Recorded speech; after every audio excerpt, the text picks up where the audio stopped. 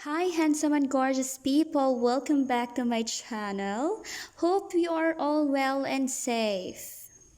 Did you experience to run out of words in a conversation or in your own writing?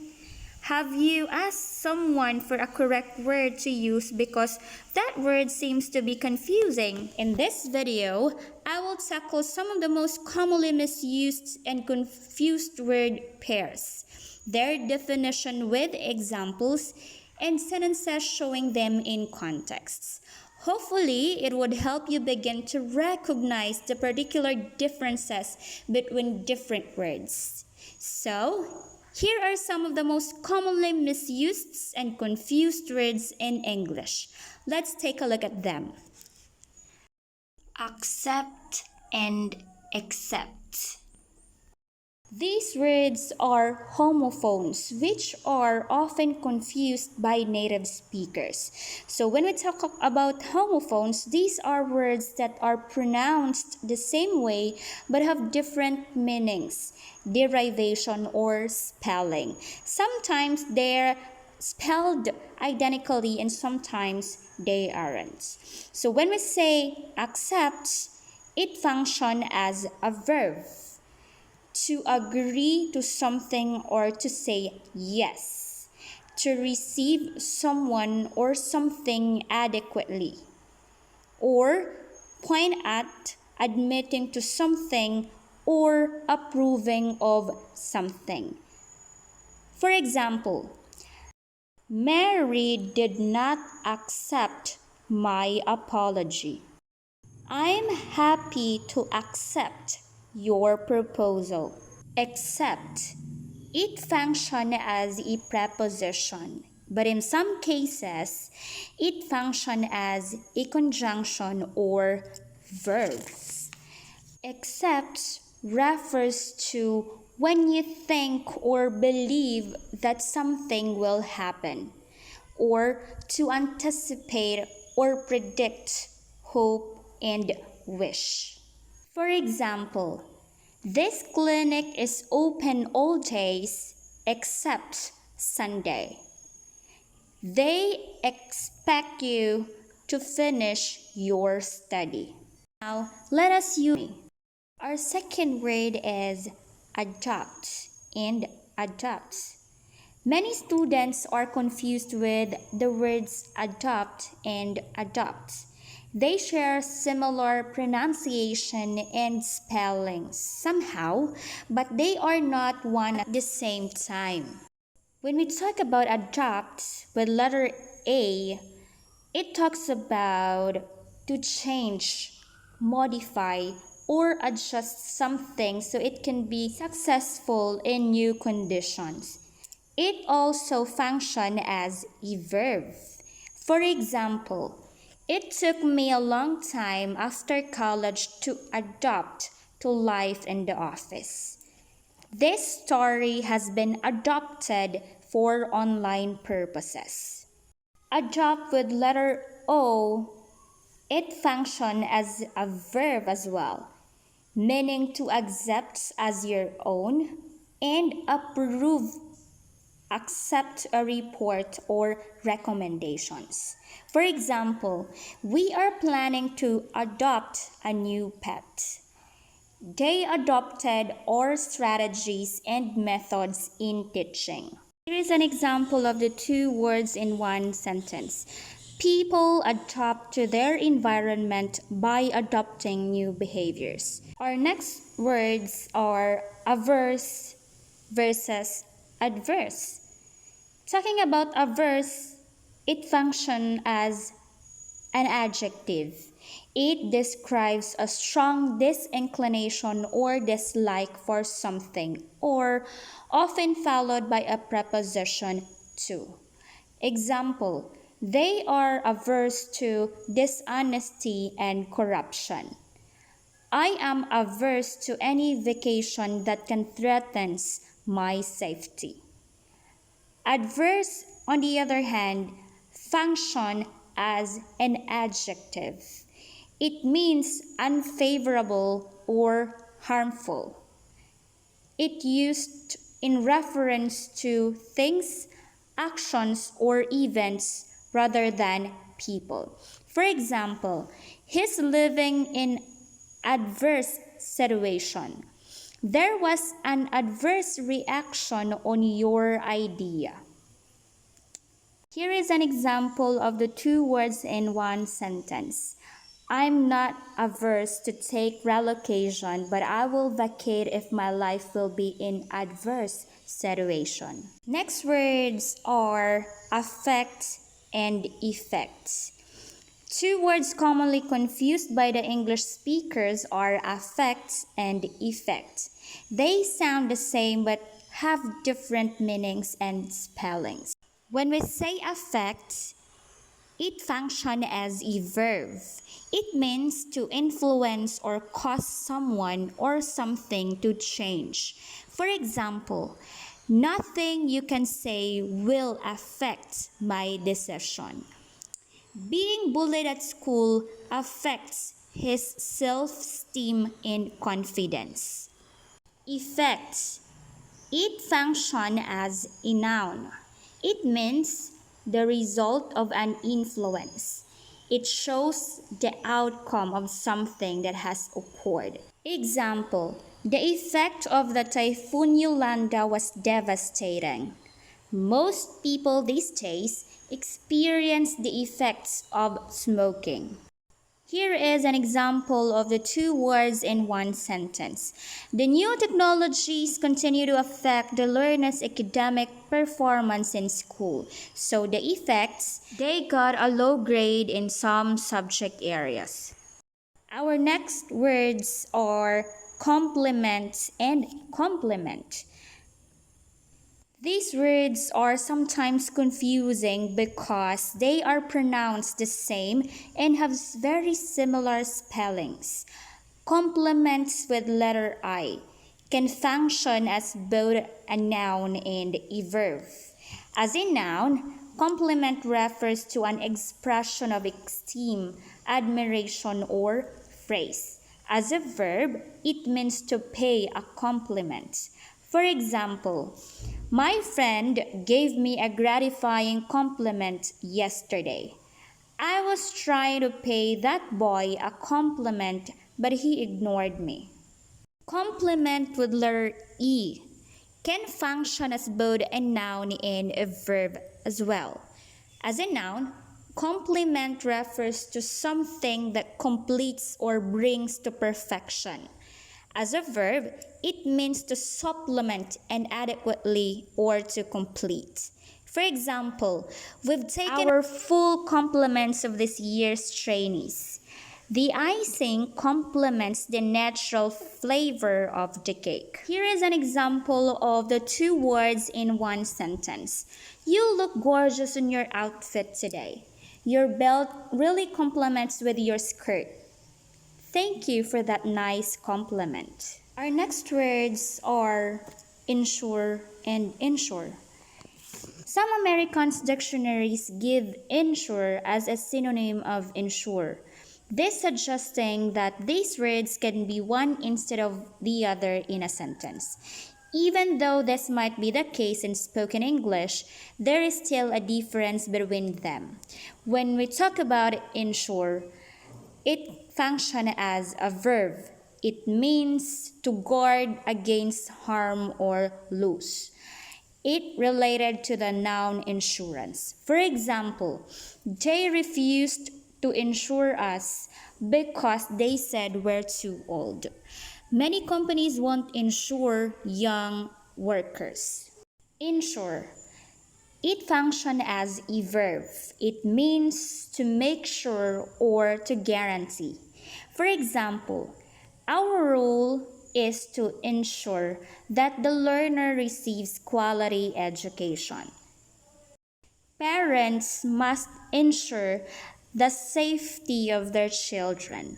Let us take a look at the example of these two words together. An insurance company will insure your life, so ensure to avail one for future use. Vaccination ensure one against COVID-19 virus. Wash your hands regularly to ensure personal hygiene. Our next words are desert from dessert. Desert and desserts have similar spellings, but they are pronounced differently and have different meanings. When we talk about desert, it functions as a noun and a verb. As a noun, it is a dry, hot area with sand. As a verb, to leave someone without permission or intent to return. For example, Sahara Desert is located in Africa. I didn't mean to desert you when you needed me the most. Dessert, on the other hand, can function as a noun. It means a sweet dish you eat after a meal like ice cream, fruits, or cakes. For example, what would you like to have for dessert? Mandy's favorite dessert is fruit salad. Example of these two words in one sentence. He ate dessert in the desert. We plan to eat chocolate for dessert on Tuesday if he will not desert me. Our next words are stationery and stationery. The words stationery and stationery are among the most frequently confused in English, although their meanings are vastly different. When we talk about stationery with letter A, it functions as adjective. It is used to describe things that is not moving or changing. For example, the stars appear stationary because they are so far away. The inflation rate has been stationary for several months. Stationery, on the other hand, with letter E, it functions as a noun. It refers to writing materials or office supplies such as pens, papers, clips, and etc. For example, I brought some stationery supplies yesterday. Kathy works in the stationery shop. Let's take a look at this example. The train got slower and slower until it was stationary. While waiting, I decided to get some stationery and started to write a letter. Our next words are presume and assume. These two words have the same root and only differ because they have different prefixes. However, these prefixes play a big role and often happens in the English language that may change the meaning of the whole word. When we talk about presume, it functions as a verb. It is based on some evidence or probability. It also acts without permission or to accept something as true. For example, you must presume innocent until proven guilty. Kindly don't presume to issue me orders in my own house. Assume, on the other hand, it functions as a verb. To believe so without any evidence, or to undertake a task or a responsibility, or to adopt qualities. For example, don't assume that he likes you just because he said, I love you. I automatically assume people will like me, so I don't talk to them unless they approach me first. Here are some examples showing these two words in one sentence. I presume your trip will be canceled because of the heavy rainfall. I assume you're feeling sad right now.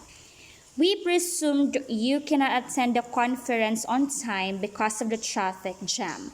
So, we assumed that it's okay to start without your presence. Okay, our next words are breath and breathe. There are many words in English language that differ by one letter only, but this one letter turns a noun to a verb. Breath and breathe are just one example. And no wonder why these words are confused so often. So when we talk about breath, it functions as a noun.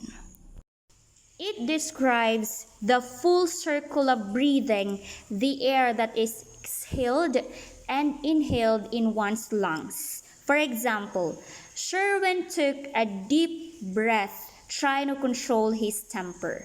Slow down, I need a minute to catch my breath. Breathe function is a verb. It is the process of inhaling and exhaling using the lungs. For example, it is airless in here. I can hardly breathe. We breathe in oxygen and breathe out carbon dioxide every day. Let us take a look at an example of these two words in one sentence. The side effect of the medication was shortness of breath. I am starting to hardly breathe right now. Our next words are farther and further. Both words mean at greater distance. When we talk about further, it is used as an adverb, adjective, or verb. When we talk about figurative distance, for example, there is a room for further improvement in English and math. Subscribe on my YouTube channel for further tutorial and discussions. Farther, in the other hand, it is used as an adjective or an adverb. It refers to physical distance or length. For example, my goal is to lose weight and a little farther every day. I am tired and cannot love him any farther. Let us take a look at the example.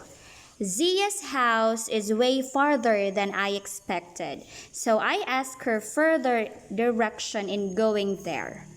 Texas is farther south than Oklahoma. You can only gain more information regarding this by further study. Our last words are specially and specially. It can be used almost interchangeably. They are adverbs used in almost similar situations, but they have some distinction. Talking about especially, it functions as adverb when you mean particularly or for a particular purpose, when something is noteworthy or exceptional. For example, I liked everything about the book, especially the ending. I love France, especially in Paris. When talking about especially, it functions as an adverb. It is used when something is designed for a particular purpose, in a special manner or specifically. For example, she made this wedding dress specially for me. This seminar is specially designed for upskilling 21st century teachers. Here are some examples. I enjoyed every minute of the day, especially when I'm with you. So, I specially requested this dinner for you. I made these modules especially for grade 11 learners. This is specially designed for their modular distance learning. There you go, that's the end of our discussion for today, and hope to see you in my next video. How can you use these words in a sentence? Share your thoughts in the comment section. Thank you so much for watching, and you take care. You can always follow me on Facebook and subscribe on my YouTube channel for more. Bye!